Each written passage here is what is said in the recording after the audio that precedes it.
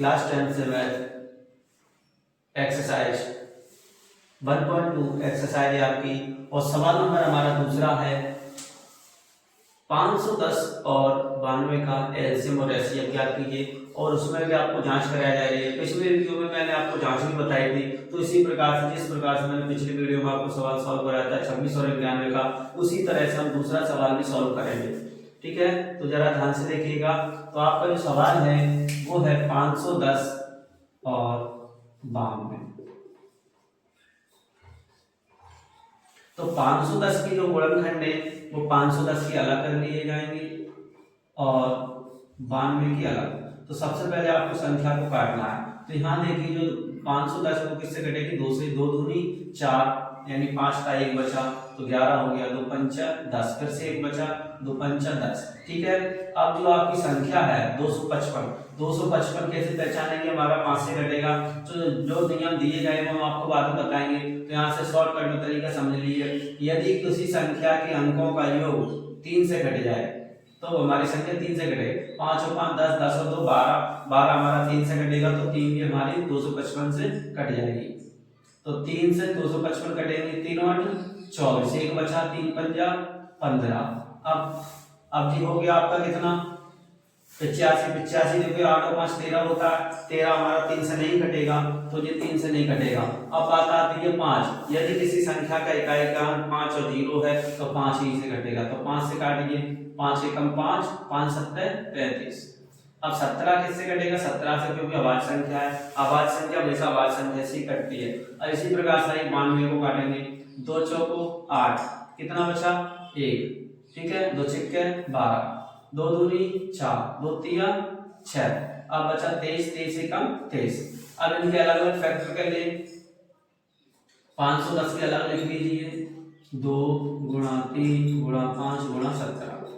इसी प्रकार से 92 के लिख लो, 2 गुणा 2 गुणा 23। लिखने के बाद आपने 2 लाइन आपको बनानी पड़ेगी, एक एलसीएम की एक एलसीएम की। 510 और 92 का एचसीएफ बराबर 510 और 92 का एलसीएम बराबर। तो एलसीएम मैंने आपको बताया था कि लाइन के आधार पर लिया जाता है। इसमें कितनी लाइन बन रही, 2 लाइन। तो दोनों लाइनों में देखिए, एक ऊपर की लाइन में और नीचे की लाइन में से क्या कॉमन आ रहा है, 2। ठीक है, अब ऊपर देखो 3 है, नीचे 3 है नहीं है, 5 है, नीचे 5 नहीं है, 17 है, नीचे नहीं है, नीचे 2 बचा है, ऊपर लाइन में दोनों में 2 नहीं है। ठीक है, तो हमारे किसी लाइन में सब कॉमन नहीं आ रहा है, तो हमारा एलसीएम कितना रहेगा, केवल 2 रहेगा। अब आप बात करते हैं एलसीएम की। तो इसी प्रकार से एलसीएम आपको निकालना है। सबसे पहले कॉमन लेंगे, कितना कॉमन आ रहा है, 2। इसके बाद कोई संख्या यदि कॉमन नहीं आ रही है तो उसको कॉमन लिया जाएगा। तो कॉमन क्या नहीं आ रहा है बेटा, 3 नहीं आ रहा है, 5 भी नहीं आ रहा है, 17 भी नहीं आ रहा है, 2 भी नहीं आ रहा है, 23 भी नहीं आ रहा है। सबसे पहले कॉमन और फिर ये नॉन कॉमन। ठीक है, इसके बाद इसका मल्टीप्लाई कर लीजिए, 2 3 6, 6 5 30, 30 का गुणा 17 में करेंगे। ठीक है, तो जब का में आप कर सकते हैं यहाँ पर, तो 30 गुणा 17, 17 3 51, 510 का 2 में करेंगे 1020।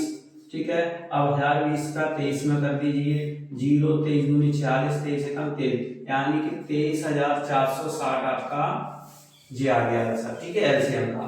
अब जांच जो दी गई थी, जांच हेडिंग डाल दीजिए।